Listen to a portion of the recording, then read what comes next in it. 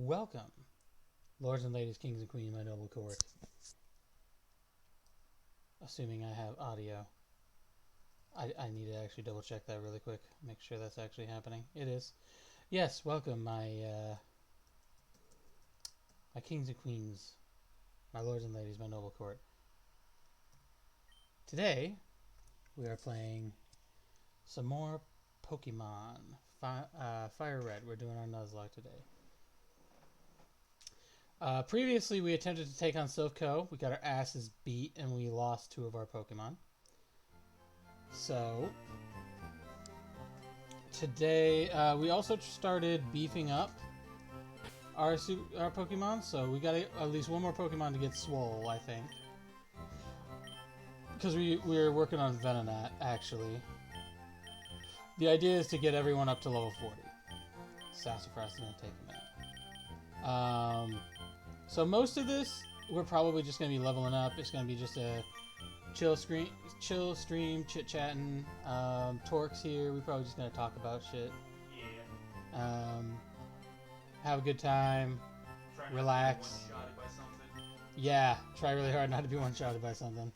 So this is probably going to be a pretty relaxed stream. If we're able to get everyone leveled significantly within the first hour or 2, then we'll take on Silph Company and start moving forward with all of that. Because despite being level 31, I'm pretty sure this guy still gets hurt pretty badly by the fire.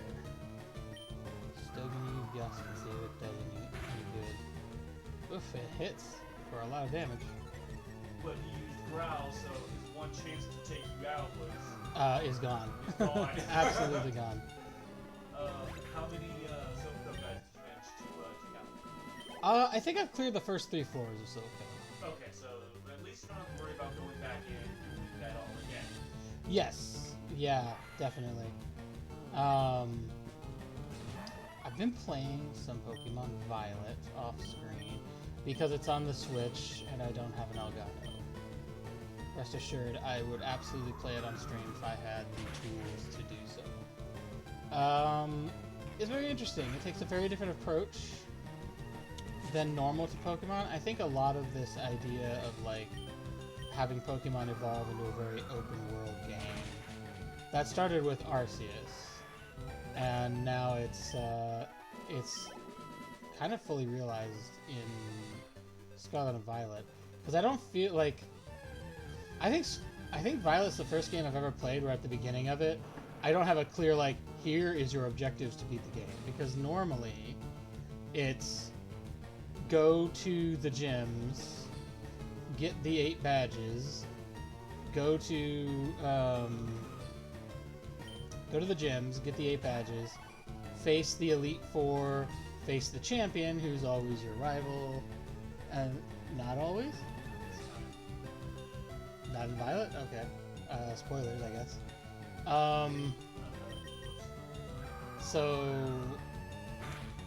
normally, like, you face off against your rival as like a powerful champion, and then you beat him, and you become the champion, and that's how you beat the game.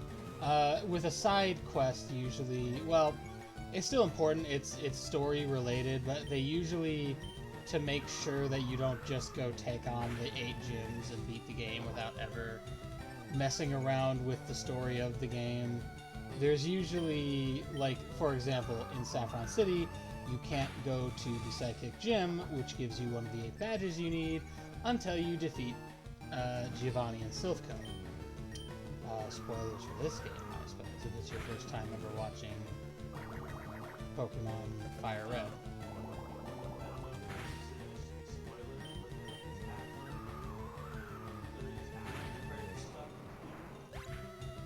In this game... No, I mean... I don't... That doesn't surprise me, because, like, this is the first game in the series. Yeah. Like, this is a remake of that first game during the time that the 3rd generation of Pokemon was out. But this is a remake of that first original game, Red, that was in the series. And in that first original game, you had stuff you could do after the credits rolled. So, yeah, that's how you get Mewtwo. You can't. So what would happen is, you get a game save right before you go in to fight your rival as a champion. And essentially, how that worked was, after you had beaten your rival and beaten the game, you would get one of those prompts that's like, do you want to save the game now? It will be saved right before the champion battle, but there are things you can do now that you couldn't do before because you beat the game. And the main one of those things was to access the area where Mewtwo is.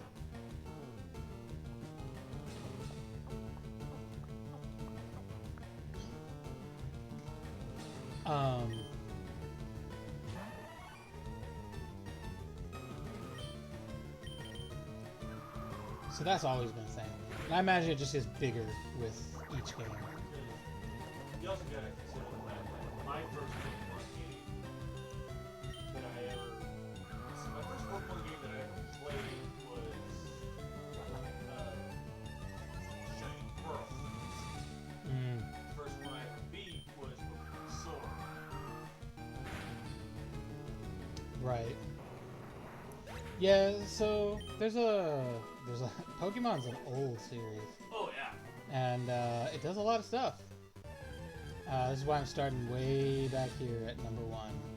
And then eventually I'd like to get to a point where I've played every single Pokemon game on stream. That is a genuine goal of mine. That being said, because you played this one, you might as well are able to skip Let's Go Eevee and Let's Go Pikachu. Well, yes. My intention is only to play one game per generation. And so, for sure, the first 3 games, which is Red, Gold, well, Red, Green, Gold, Silver, and Ruby, Sapphire. I'll be doing Nuzlocke for. I'll be doing what do they call it? Randomized Nuzlocke for, because I can. Because I can get those ROMs, I can make that happen. However, also, it's not really possible to do a randomized Nuzlocke of Let's Go Pikachu and Let's Go Eevee, because they're only on the Switch, isn't it? well, it's less that than it is. It's first of all, because you're playing this one, you don't need to play those. Yeah, as I understand it, those are just remakes. But it's basically. I might be interested in Let's Go Eevee just because, like, the main gimmick of that one is you start with an Eevee, I assume. You start with an Eevee, you start with Pikachu, depending on which game you start off with.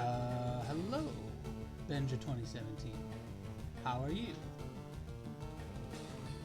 Pablo? Okay. But also the whole gimmick, because basically Let's Go Eevee and Let's Go Pikachu are basically Pokemon Red. Well, yeah, Let's Go Pikachu is just Pokemon Yellow, I think, remade. Well, it's the story of Pokemon. Well, yeah. Of this era Pokemon, but it's Pokemon Go style. Which means the only way to gain XP is to catch more Pokemon, which goes against the rules of Nuzlocke. Yeah. You have to think of a new way to Nuzlocke that. So I do see, Pablo, that you are using Spanish in chat. I just want to let you know I don't really speak much Spanish. Muy pequeño español. So, I apologize. I hope that's okay with you.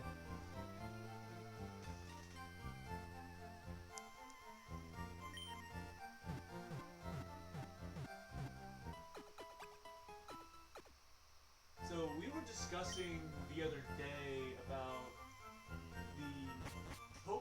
the Poke Center concept in Scarlet Violet. Oh yeah, oh my god. So, something in case you guys don't know about me, like I've beaten Generation 1 before. I played a little bit of Generation 2, I played a little bit of Generation 3. I've watched some gamers play Generation whatever Sun and Moon was. But not like the whole thing. I've only seen like the first third of that game. I've, thanks to friends I had, I've played a little bit of Shining Pearl. I've played a little bit of Arceus.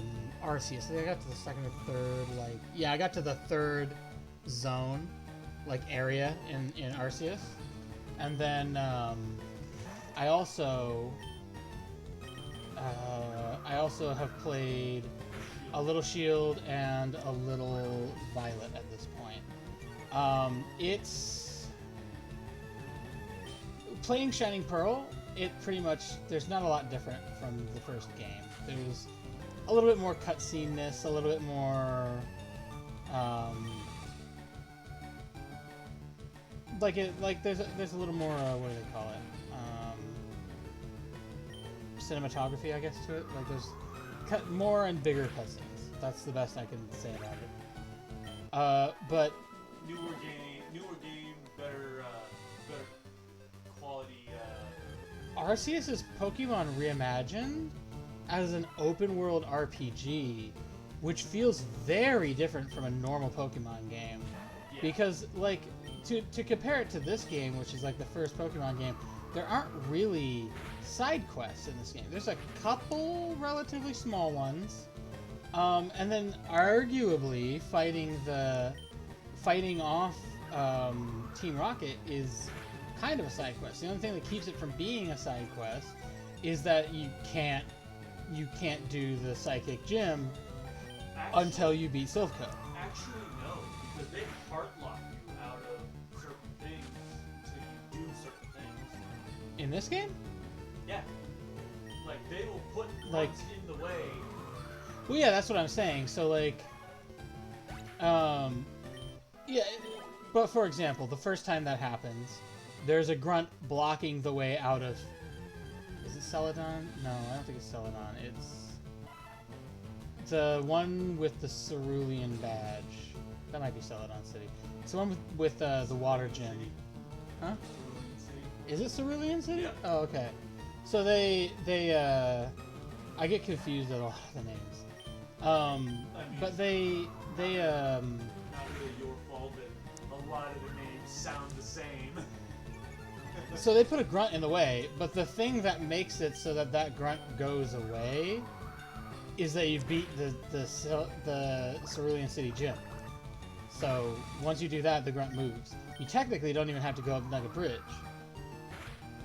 The only real reason to go up Nugget Bridge is to talk to Bill. Well, actually, no, you do have to go up Nugget Bridge to get on the SS Hand, but you don't have to do it to get out of Cerulean City. So they only hard lock there. The only reason anything's locked, it's not even, I wouldn't argue it's, I guess it is hard locked, because you need Cut to get into the Electric Gym. And to get Cut, you have to go through the SSN. And to get onto the SSN, you have to have an SSN ticket. To get the ticket, you have to talk to Bob. To talk to Bob, you have to go through Nugget Bridge, which is run by Team Rocket. To get the Rocket Grunt to move from Cerulean City, so move from in front of the house, you have to go through to get out of Cerulean City. You have to beat the Cerulean City Gym. So there's kind of an intertwined situation there. The first time I've seen anything be like genuinely hard locked in this game so far is in Saffron City. There is a grunt that blocks your way into the gym in Saffron City, the psychic type gym. Yeah, I remember that. And you cannot get that badge until you do a storyline thing with Team Rocket. But what I'm saying that something that is kind of a side quest is that the main objective of the game is get the 8 badges, fight the Elite Four, become champion. Yeah. Team Rocket feels, at least to me, like a side thing. Like, obviously, that's the story. It's supposed to be important. And I think Nintendo did learn that, and they've done more. Like, I remember watching the opening of Sun and Moon, like, getting your Pokemon and everything, and the stuff that happens in there, and realizing, oh, they put some leads in pretty fast to show you there's this weird spatial Pokemon thing, and maybe it was being experimented on. We're not sure. Like, there's this weird platinum blonde girl that grabbed him out of what looks like some kind of big sciencey facility, and what's going on with all this? Like, what's happening? I think it's either Ruby and Sapphire or it's Pearl and Diamond, is where you have the red-haired dude who's like something like, too many humans are assholes, so the universe must be destroyed, or some dumb shit like that. I don't remember. Like, he has a very, like, he loves Pokemon. If I recall correctly, it was something where, like, he wants to destroy humanity so Pokemon can live without humans fucking with them. I think, if I recall correctly, that's the idea. He's got, like, big hair. But I don't remember for sure if that was, like, Ruby Sapphire. Because I know in Ruby Sapphire, if I recall correctly, the leaders of both of those gangs, which is Team Magma and Team Aqua, actually kind of work together against a greater evil at the end. And then afterwards, they kind of agree to stop being assholes. But I don't remember for sure. Because I haven't really played that, I just remember people talking about it. But that might have been Platinum, I think? Might have been the game, which would be the... Platinum's the same generation as Pearl and Diamond, I believe. It's the one with the blonde-haired woman that everyone likes. With the black dress and the yellow circle on the black dress. Yeah, I wouldn't know. I haven't played that one. But yeah, so in this game, I feel like the story with Team Rocket is secondary to your character's journey to become Pokemon champion. But on the flip side of that same coin, it's still running parallel to your journey. Yeah. So I would say the argument is, in this game you have two main quests. One is to defeat Team Rocket, and the other is to become Pokemon champion. In Violet is the first time that I've seen three main quests presented to you at the beginning of the game. Which is, there's beat the gyms. If you're not interested in spoilers, plug yours now. Ooh, this is like 5 minutes into the game. I don't think it's spoilers. But, because you'll figure this out, like, Yeah. you get in, you get your little tutorial zone, and then the first thing that happens after your tutorial is you get presented with the three main quests of the game. And they're not exactly subtle about it either, Yeah. because they just jump right down Yeah, to the I was gonna say, I don't feel like that qualifies as a spoiler. Like, you're gonna get this right at the start, so it's okay, I think. But those three missions are, you know, the first one, which I would wager everybody would guess and expect. Beat the 8 gyms, get the 8 gym badges, and go become Pokemon champion. Yeah, go become the champion. The second one is to defeat the Team Rocket of that game, which is Team Star, is what they call the team. I like, it feels weird to me because that's like the team of that game is what I want to say. Yeah. Because that's what it is. That's really all it is. I don't even remember what the team is in Gold and Silver. I mean, and in the team in Scarlet and no, not Scarlet and Violet, but Sword and Shield is like completely laughable, almost more laughable. Are they this? Is that where Team Skull comes from? They're Team Yell. Oh right, they're the fanboys. Yeah. Yeah, they really are laughable. This, by the way, Seismic Toss, that move that just happened, in Violet and Scarlet, the animation for that is that they encase you in like a hologram of the Earth, lift you in the air, and slam you onto the ground with the Earth breaking apart into pieces around you. It looks so cool. It really does. Also the animation for, I think it's Bounce. where you jump on the Pokemon, you flatten them tube style, and Yeah. then use them as a springboard to come back to your original position. Yeah, so the other two main quests are, one is to, I mentioned that, one is to beat Team Star, and then the third one is to hunt down what they call Titans, and I'm not 100% sure what that is. What I understand is that, if I understand correctly, hunting down the Titans gives you upgrades for, like, the vehicle Pokemon that you use. Your motorcycle mon? Yeah, your motorcycle Pokemon that you use to get around. So, I haven't done anything on that path, so I don't know anything about it. So I can't spoil anything for it. I have beat the first gym though. Which is why I'm keeping my happy little mouth shut. But yeah, so it's very, very different too. But this whole conversation started with you bringing up the Pokestop. Pokecenters, yeah. Or the Pokecenters. So that's interesting too. So like in this game you have Pokecenters and Pokemarts. And the Pokecenter, it basically exists for two main functions. Main function number one is heal your Pokemon. Well, actually three main functions then. Main function number one is heal your Pokemon. Main function number two is move your Pokemon in and out of boxes, so that you can like, it's to store. So you could go find a place where you can store excess Pokemon that aren't part of your team, and kind of swap your Pokemon out for different situations. And then also,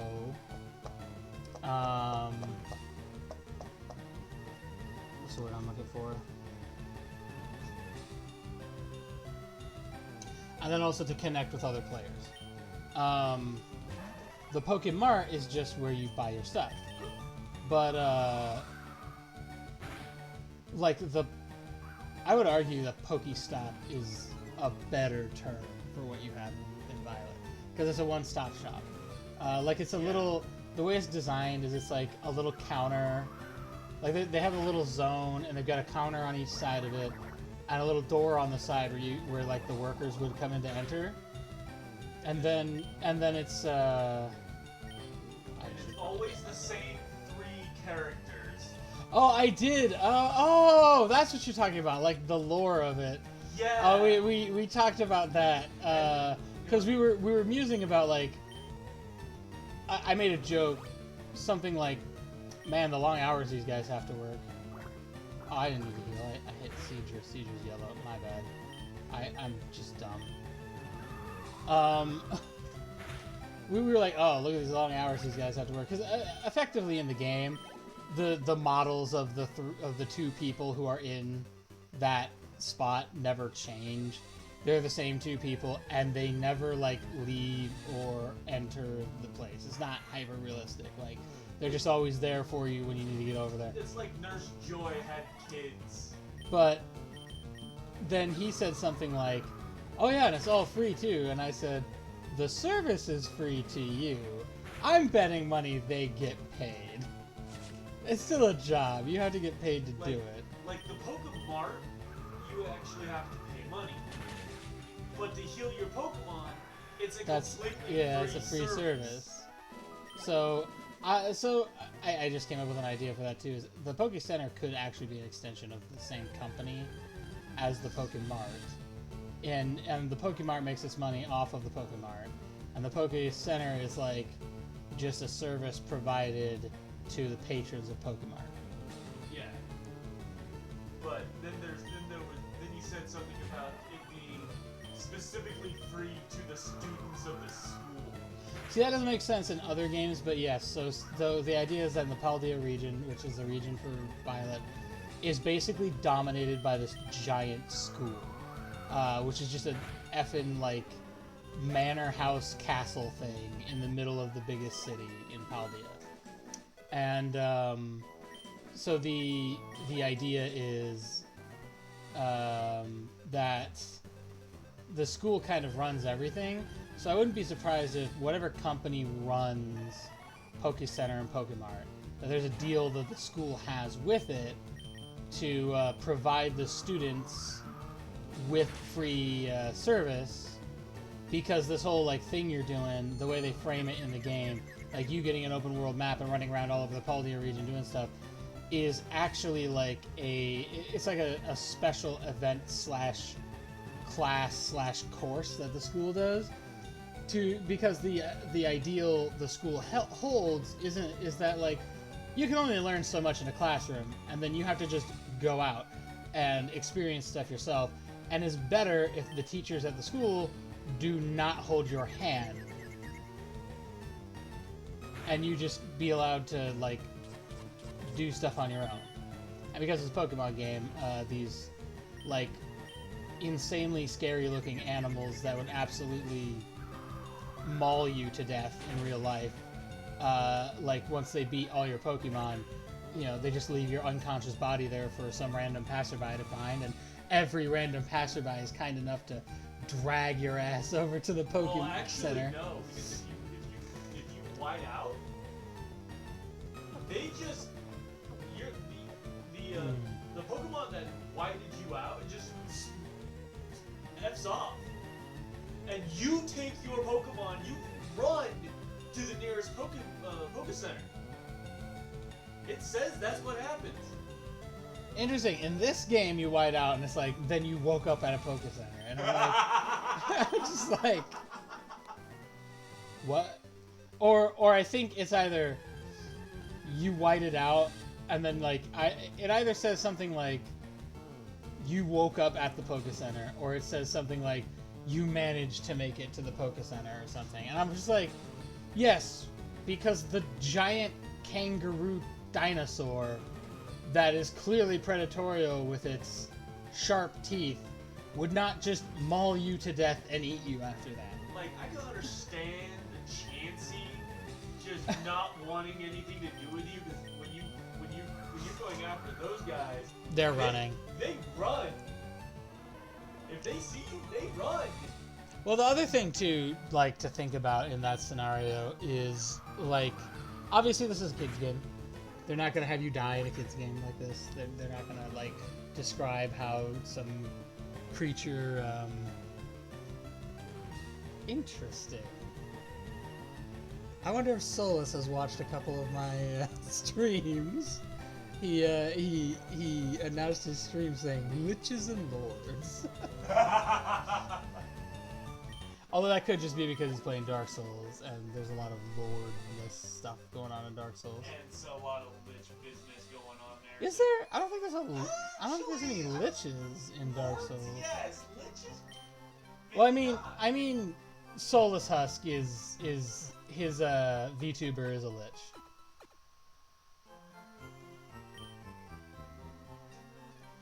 Oh man, I saw a clip of Fruit the other day, where Fruit made a statement that she's a lich, not a witch, because she gets L's, not W's, and I was like, oh, ouch. Well, at least she did it to herself before someone did it to her. Although, I don't know if that's a good thing.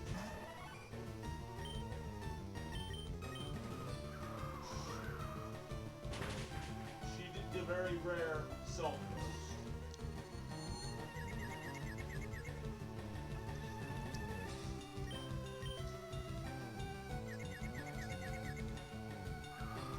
But yeah, there's definitely a lot of differences between the games. Like, Scarlet and Violet are like fully open world too. It's like, honestly, Scarlet and Violet feels like what Sword and Shield wanted to do, as sort of a merger of Sword and Shield and Arceus as a game. Yeah. It feels very much like it has heavy influence from both of those. Yeah, because Arceus was proof of concept, but also wasn't considered a mainline Pokemon game. Right. But despite being a really good game. Yeah, exactly. But it was the proof of concept. And then they took aspects. They basically took the timey-wimey, weird time travel shenanigans, and basically brought all that stuff to the future, where the mechanics are now in the in your regular. Timey-wimey. The only time-wimey thing I remember from Arceus, and please don't spoil the story of Arceus for me, is that at the very beginning, Arceus is all like, hello there, I want you to go to this place and do things. And then just fucking drops you somewhere. And you have to find out kind of through doing stuff that, oh, as it turns out, we're in the Sinnoh region, but before it was called the Sinnoh region. Yeah. Like Arceus is referred to as Lord Sinnoh. Yeah, well, we think it's Arceus. I haven't beat the game, so I don't know if it's actually Arceus. But the way they describe the Great Sinnoh definitely sounds like Arceus. Sounds like Arceus. So I haven't beat the game yet, so I don't know if Neither have I don't know if it actually is. I don't know if they ever actually tell you outright, like, oh yes, Sinnoh is Arceus. That game actually did something really interesting because normally you are fighting against whatever the team blank is. Yeah. In that game, you play a part of that team. You join the team, which is called Team Galaxy, and rather than being this force trying to do something bad in the world or accomplish a goal that's generally detrimental to the average Joe, like then they're trying to do like a good thing. They're trying to keep the peace in the Sinnoh region. Like they're essentially a group of researchers who showed up to do research in what is called the Hisui region at the time, or Hisui, or Hisui. I'm not sure how it's pronounced properly. But they're trying to keep peace there, and specifically, Diamond Clan and Pearl Clan are two different clans that are in the area, and they don't like each other particularly much.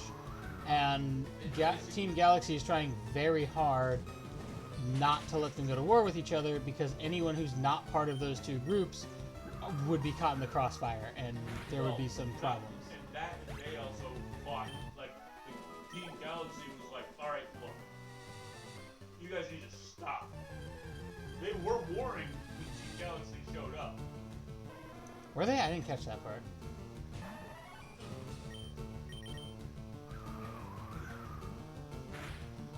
Well, I know, like I said, I'm in the third area. I don't know how much. What I remember from the story is, like, you're kind of... Everyone kind of thinks of you as an anomaly. The reality is Arceus sent you back in time to do some stuff, and people kind of see you as an anomaly because you came out of nowhere. No one knows who you are or where you came from. Who fell from the sky. Yeah, they call you the boy that fell from the sky or the girl that fell from the sky, depending on what character you pick. And more than that, like, it's... You basically are an anomaly. Yeah, and then there's all this stuff, like, with the clans, where they have, like, this really deeply ingrained, important cultural things. Very, it feels like a mixture between, like, ancient Chinese-style traditional stuff and almost, like, Native American, like, spirit journey type things. And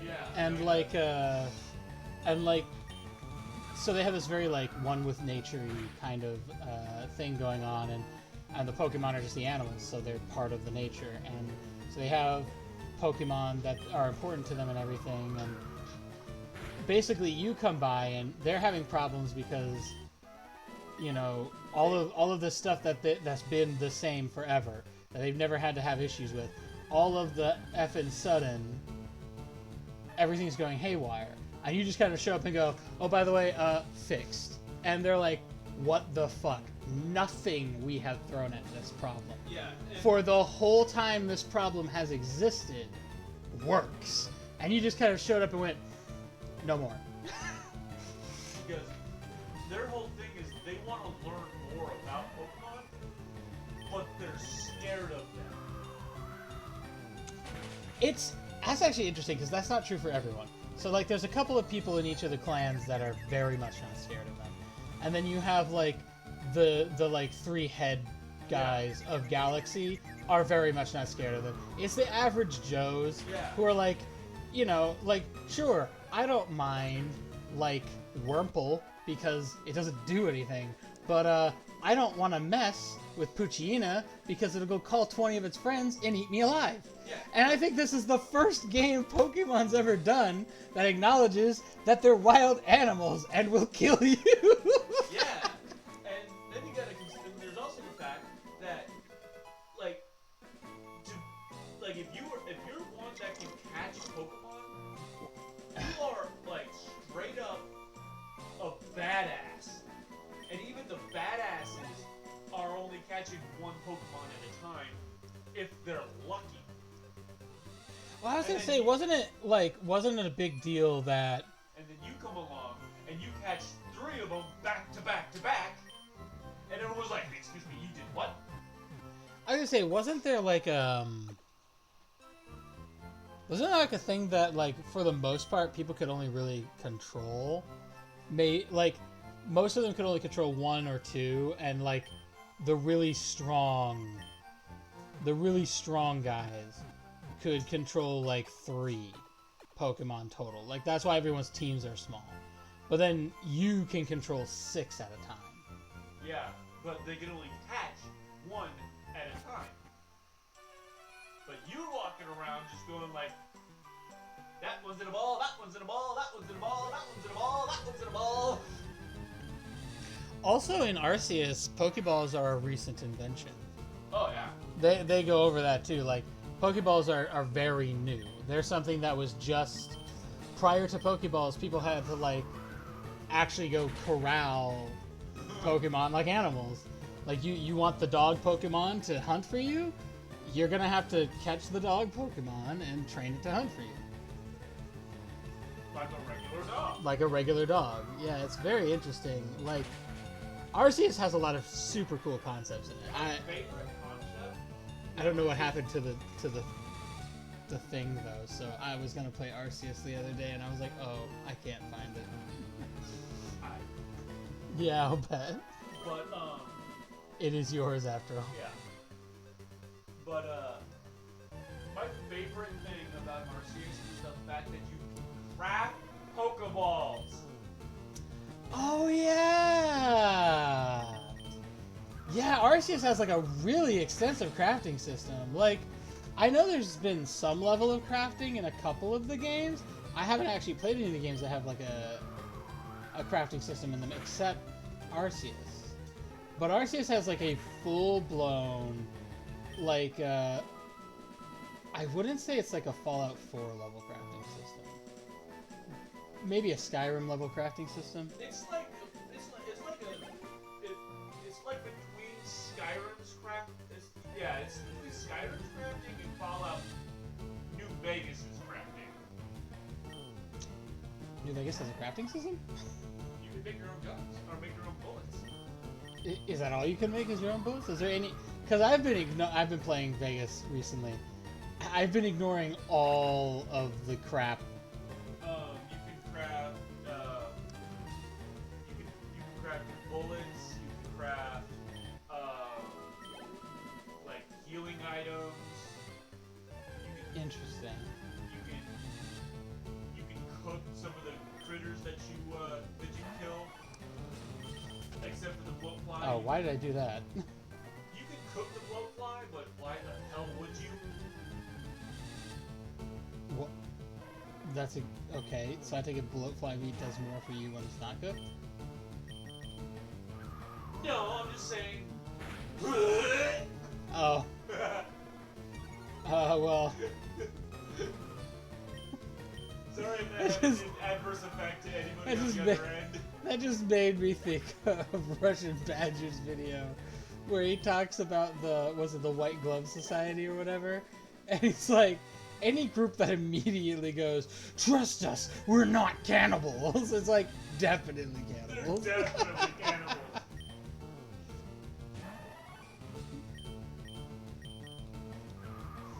Like, bro, you've never seen my face before. You could just not say anything, and I would just have no reason to wonder. Right? But just don't bring it up, and I'll never think you're a cannibal as soon as you say, we're not cannibals, I'm murdering everyone. Yeah. the game. Yeah. I'd have to make the argument I wouldn't be a big fan of, if it was the apocalypse and I ran into cannibals. Like, no. So Because even if you're cool with me for whatever reason, I have something backing me up that makes you definitely not likely to mess with me. The fact that you exist is a threat to my existence. To be clear, what happens when you no longer have that thing Yeah. backing you up? in my opinion, I would argue cannibals are an existential threat, and just if they exist, they have to be destroyed. In that scenario, I'd say our world as it currently is, there's a chance to rehabilitate folks like that. There are things that can be done to help people with mental problems, even very, very severe mental problems like that. So I'd be willing to let that be tried before, killing somebody, because that'd just be a bit harsh. But if we're talking about, like, in a wasteland scenario, and like there is no law and order, the world is anarchy, and these guys exist, that's an existential threat. It has to go. I cannot suffer it to exist where I Started exist. on the fact that the food they serve is a very Sweeney Todd-esque situation. Yeah, I was gonna say, I'm pretty sure they serve human meat as food.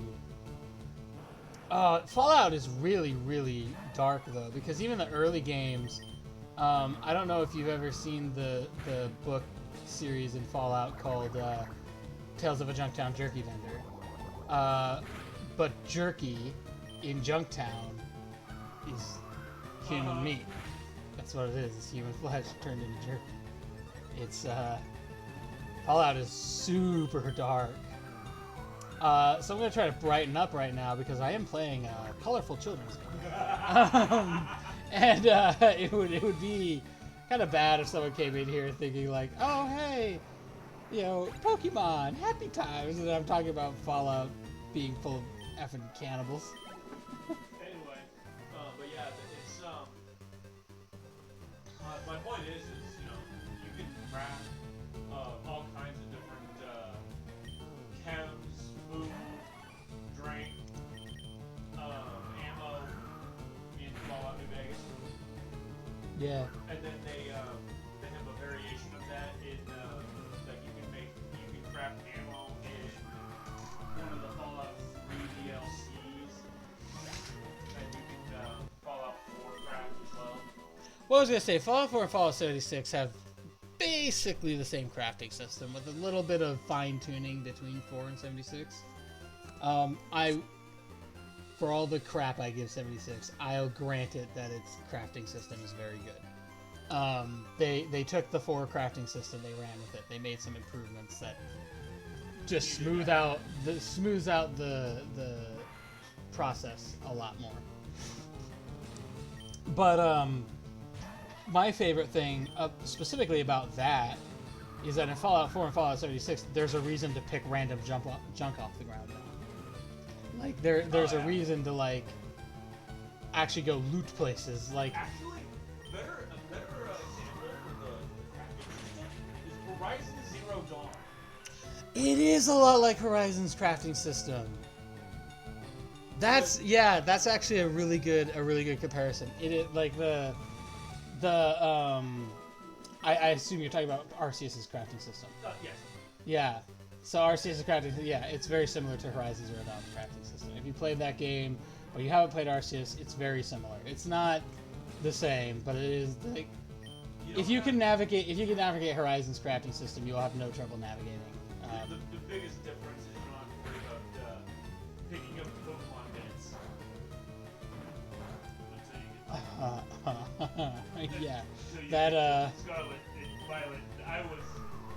When I discovered that, I was like, oh. I was about to say, oh yeah, Scarlet and Violet make it so when you beat the ever-loving crap out of Pokemon, you slowly start taking their body parts now for use. Yeah, when I found that out, I was like, hold on. Oh, you beat up Starly? Start plucking his feathers out. Like, No, okay. I was just like, hold on, we're doing okay. We're using Pokemon bits for the TM. Okay, that's what we're doing. Hey, it's a no trio Dodrio. Dodrio. I always had a T for the D. It was me, Dodrio.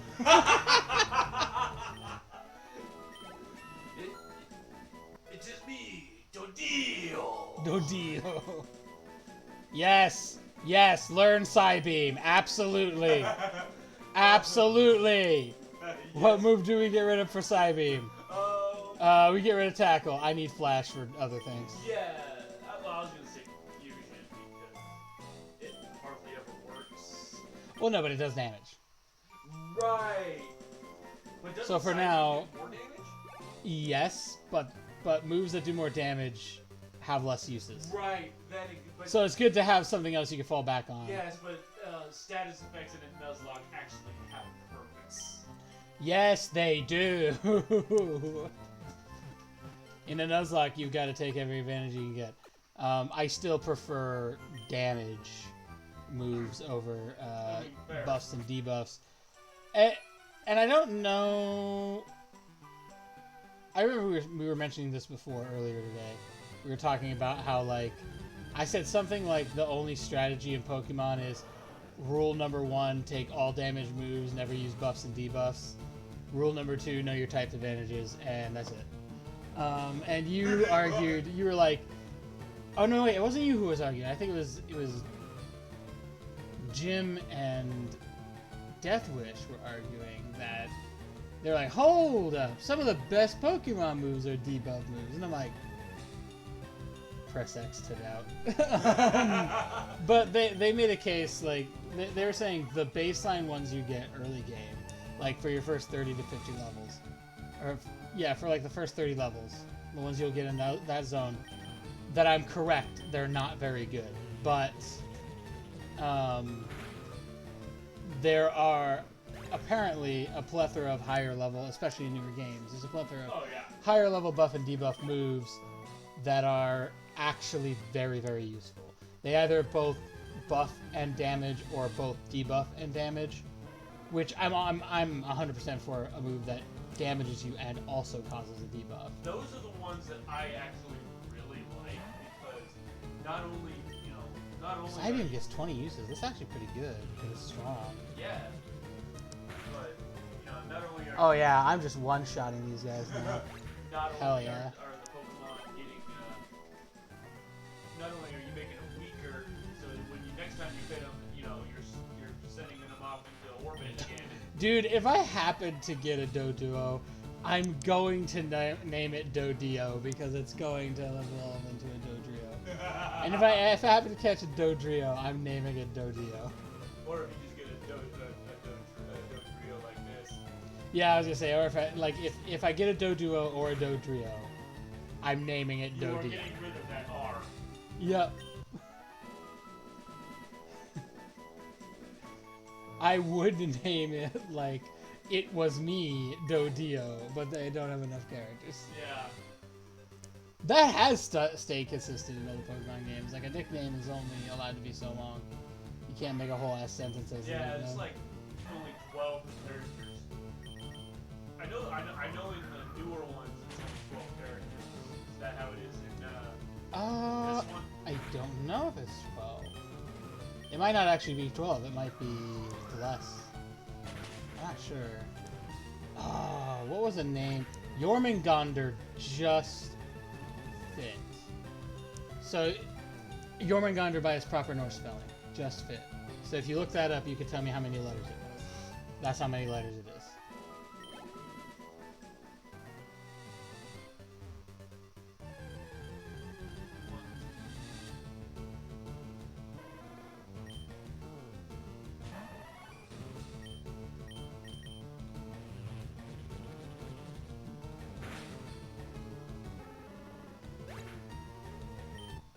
By my count, that is 11. Huh. So it's only increased by 1 then. Interesting. Either that or you had an extra space. I might have, but I'm pretty sure it just fit. Because properly spelling Jormungandr doesn't have an E between the D and the R, it's just DR. Fair.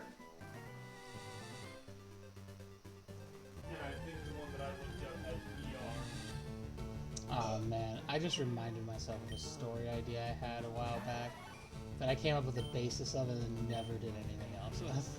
Oh, I hate when that happens. I don't think I ever like wrote anything down for it. But I remember that there was an idea of like all the different mythical people, like gods and demons and stuff. They were all technically just people that had some kind of something going on with them. I can't remember what it was. But I remember, like, the idea was that there was a kingdom of man who was ruled by a king whose name I don't remember. And then, like, I came up with a name for it. I do think I wrote some of it down, but I don't remember all of it. And then there was, like, the main character was... the main character was Rip Van Winkle. But Rip Van Winkle was an immortal champion of Thor, and as such, his ultimate ability was to wield Mjolnir.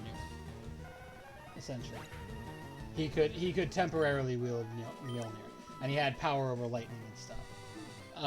And I remember that there was the King of Man was the bad guy, and he got his power from the great Jormungandr.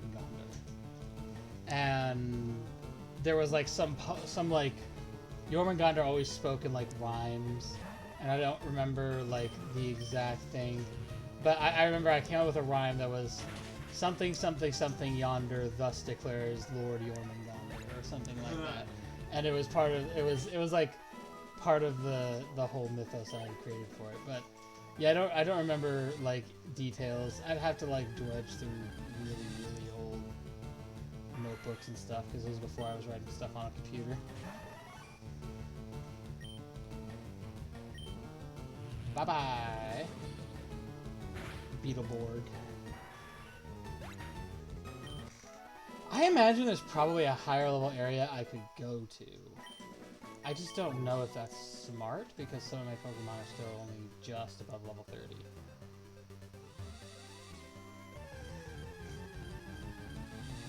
I don't know where I would even go for like a higher level area. I suppose I could look at my map and see if there's anything that looks like it's nearby and might be higher level. Because it's taking a fat minute to go up one level right now. Yeah. Alright, where's my town map? It's in the bag, right? I mean, hell, I'm playing Pokemon, when I'm playing Pokemon Scarlet, when I go GMC farming, I'm at the point now where I'm hoping to see Ulysses instead of GMC instead of Ulysses. Have we been on Route 6 before? Hold on. So this is Cerulean, right? I went from Cerulean to Rock Tunnel. Power... Oh, that's where Zapdos is. Because for Cerulean we go Route 24, and then Route 25. Bill's up here. Then we go here from Cerulean City. Or actually, no, I think we went... Didn't we take like a tunnel that took us down to Vermilion? Yeah. Diglett's Cave then comes back to Cerulean as well. And then we like, over here is where the SS Anne was. This is what I'm trying to figure out, right? So this is Celadon. I can leave, so Route 16 might be a higher level zone for me to be at. Route 17, Route 18. Okay, so Fuchsia. Is Fuchsia supposed to be the next city, or was Saffron supposed to be the next city? That I don't know. Because you beat Lavender Town and Pokemon Tower now. And I know this route here, Route 8, and then we have Route 7, which goes between Saffron and Celadon.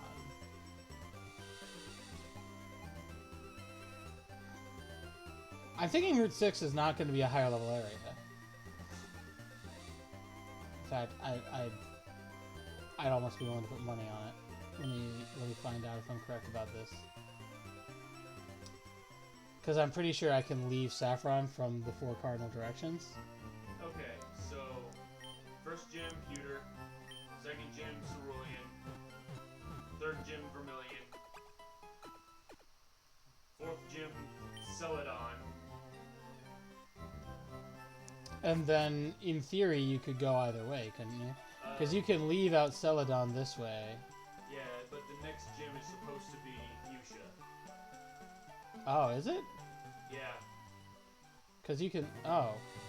Oh, because there's the Poke Flute, and then I fight that dude.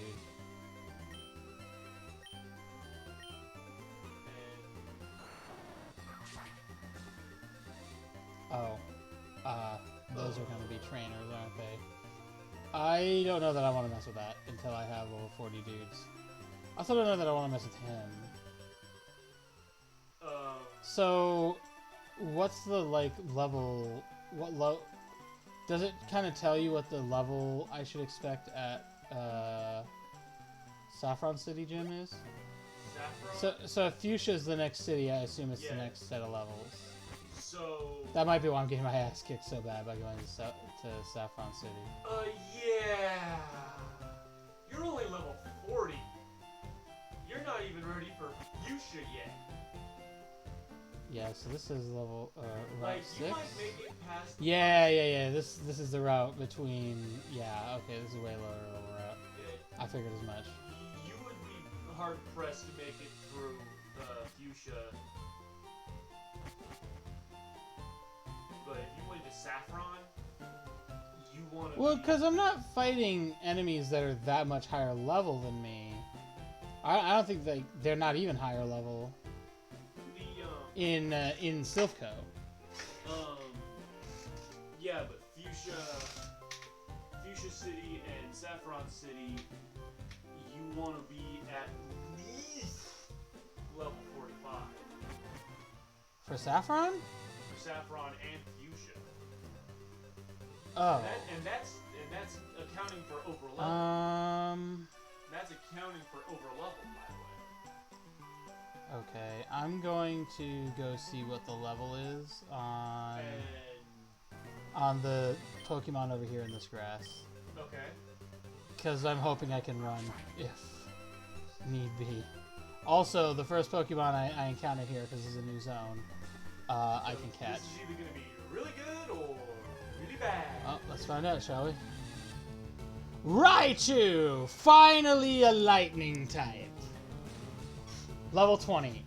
That is not as big a difference as I was hoping for. Okay then. I have to be careful, because I think I will kill it if I use Psybeam.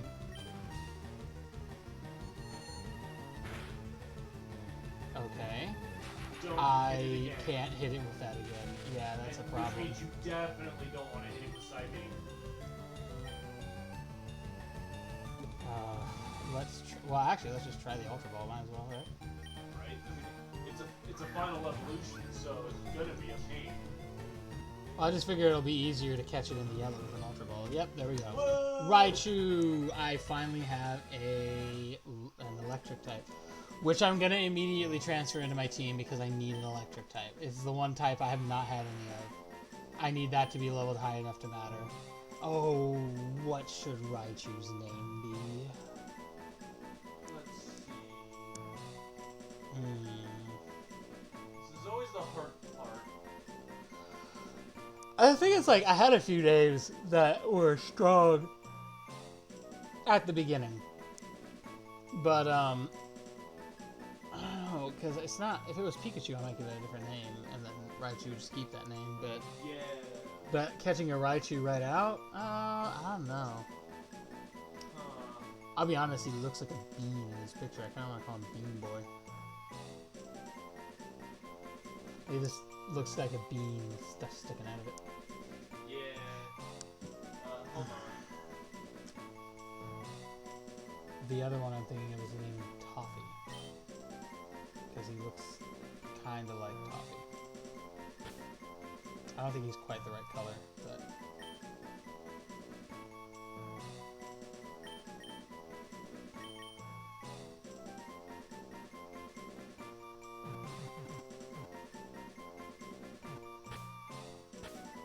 What was the other one I came up with? Bean Boy?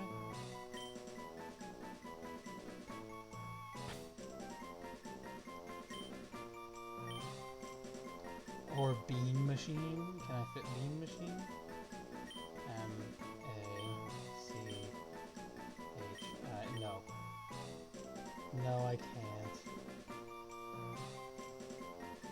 I was thinking of, what was it called? Dr. Robotnik's Mean Bean Machine. I looked up electric bean. And apparently I got coffee bean. Okay. So I am going also I got to electricity name as well. him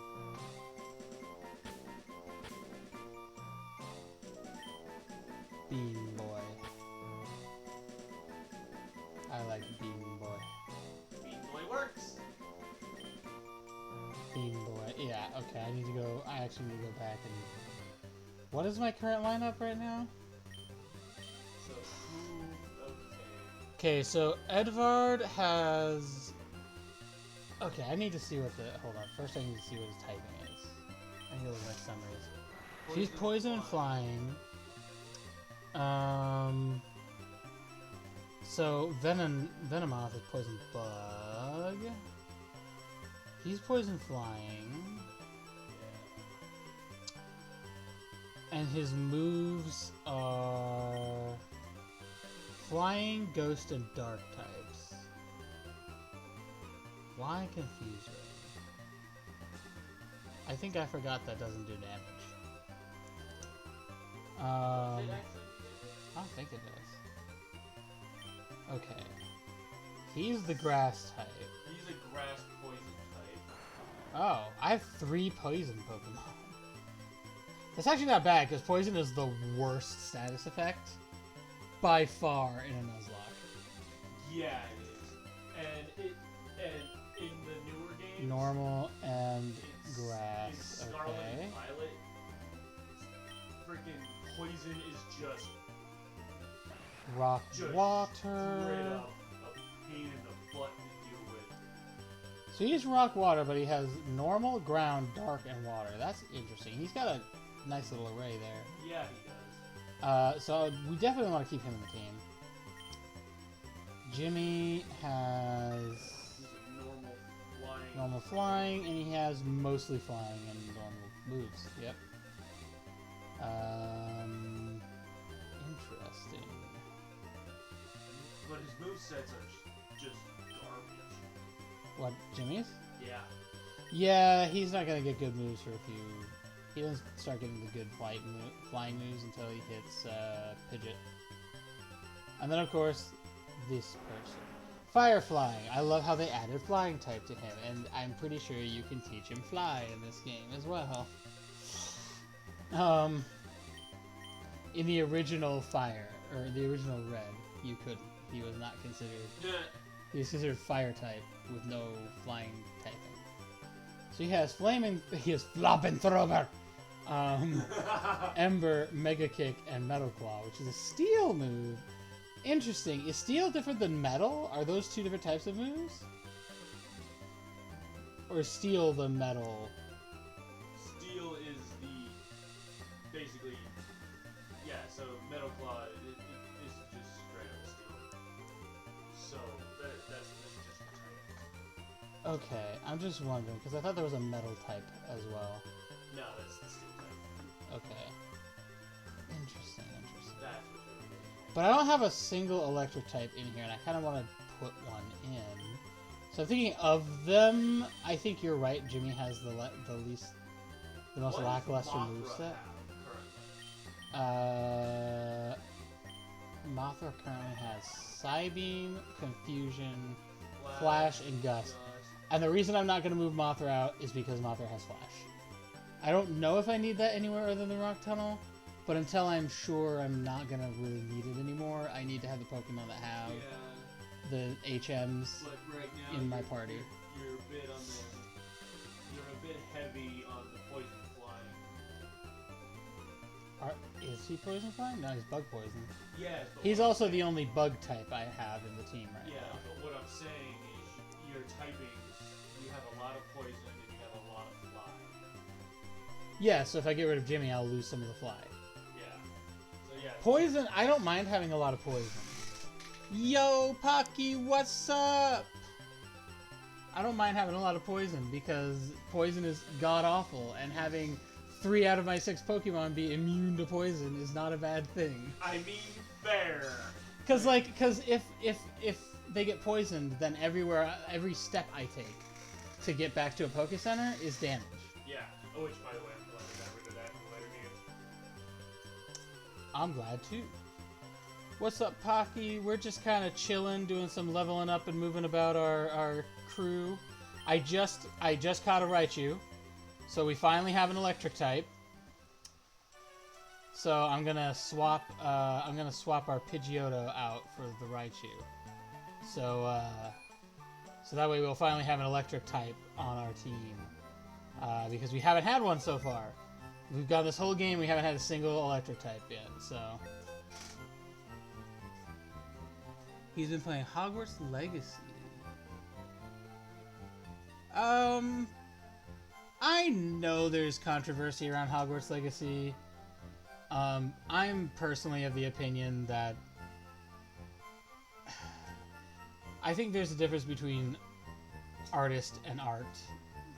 And if someone enjoys a game that's been made, I don't think it's fair to tell them they can't enjoy it, because the person who originated the world that... It's not... I don't think J.K. Rowling made Hogwarts Legacy. I think a company made Hogwarts Legacy based off the world that Rowling made. Yeah. And if that's the case, yeah, Rowling probably had to sign a paper saying, yes, I'm okay with you using my stuff. But aside from that, Rowling had nothing to do with it. I don't think it's fair to hurt those game developers just because Rowling did something mean. Actually, I think Which I'm sugarcoating that specifically because I'm streaming and I don't want to use any bad words. But yeah, that's how I feel on it. Like I don't want to go hurting other people's livelihoods just because one person wants to be a problem. Yeah. That's my take on it.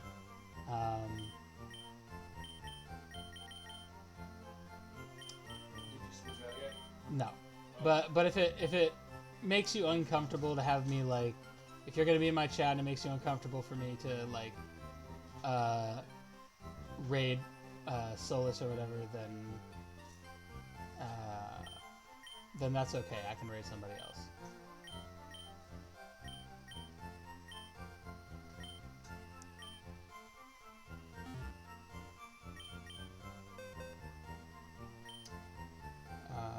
Okay, there he is. We got our electric typing. I'll be honest, I've never really been into Harry Potter anyway, so this whole controversy has kind of just skipped me over.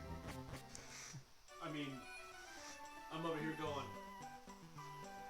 When I was a kid, my parents were very anti anything that had the name Witch or Warlock on it because hyper-Christian, so... Yeah, my grandparents were the same way.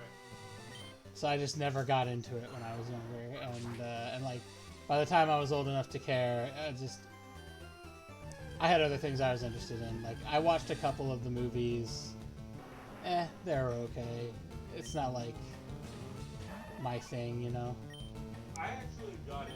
My grandma actually started reading the first book to me when I was a child. Really? Uh-huh.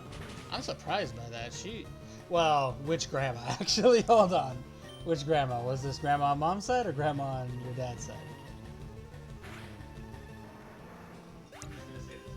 There's one grandma that worked in my family, not my dad's. Okay. I not trying to pry. Nope. Because I don't know the full story. I only know one of your grandmas. I never met the other one. You know the one. You know the good one. All right. Anyway, she started reading the first book to me, and it was after she read the first book that she started going, "That's evil." Yes, you're right. JK still gets money off the game. So, I'm gonna tell you an experience I had relatively recently, Pocky, that made me reevaluate my ideals when it came to that. I'd say probably a year to a year and a half ago, I played a lot of Warframe, and I found out that the company that owns Warframe is owned by Tencent. I'm not a fan of that company and their practices. So I stopped playing Warframe because I didn't want to support that. I came to find out maybe 4 or 5 months ago that Discord is also owned by that same company. And I had to ask myself a very serious question, which was, am I willing to cut Discord out of my life for this and take every hit that I will have to take to not use Discord because I don't want to support this? And I was initially very, very much wanting to do that. However, I discussed this with a number of my friends, including some of my streaming friends, and nobody seemed particularly bothered about it. And they all kind of had this, like, if you don't want to be on Discord, that's okay, man, but, you know, I'm not going to, and, like, there's not a better place to build your community and do all of this stuff that you want to do if you want to be a streamer. It's kind of a necessity. So I had to think about that for a while, and eventually I came to the conclusion that it would be worse off for me if I didn't use Discord. And so then it just comes down to, am I willing to say that I dislike this company enough that I'm willing to hurt myself or hurt my prospects for that? What? Is that Raichu a different shade? It very much looks like it is, but it doesn't matter. I'm not allowed to catch it. That might very well be a shiny. I'm sorry. I still have to kill it. I can't catch it. I already caught. Well, I could look at the one in my Pokemon set. I'm very sure it's not. Yeah. Look, different color. Oh no, maybe I'm wrong. Maybe I'm wrong. Okay, I wasn't sure because this sprite has such a deeper orange to it. That's what I was remembering. Because I distinctly, I was like, Yeah. the other one seemed a bit darker. But anyway, to get back to what I was saying, so at that point, I had to ask myself, if I'm willing to use Discord, despite this, then what's the point in not playing Warframe?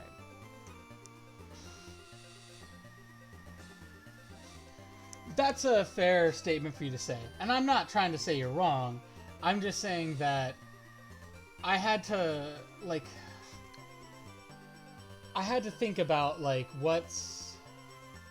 At the end of the day, if we're being totally honest, I don't really want to get political, I'll be honest. I don't want to talk politics.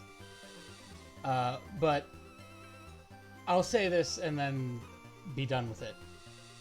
Every service, every product, everything you use in your daily life, anything you find entertaining, anything you enjoy, all of it is made by people who work for companies, who work for corporations.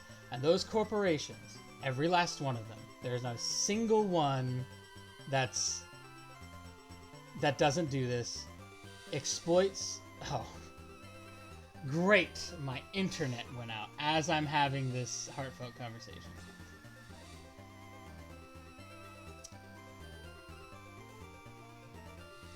I'll say the thought police got me.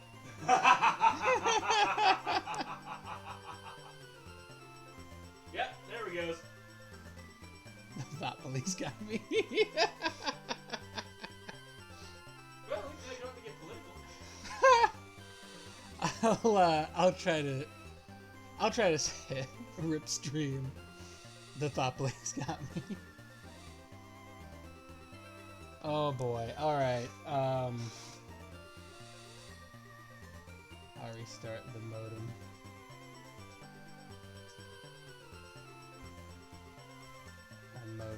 And be right back.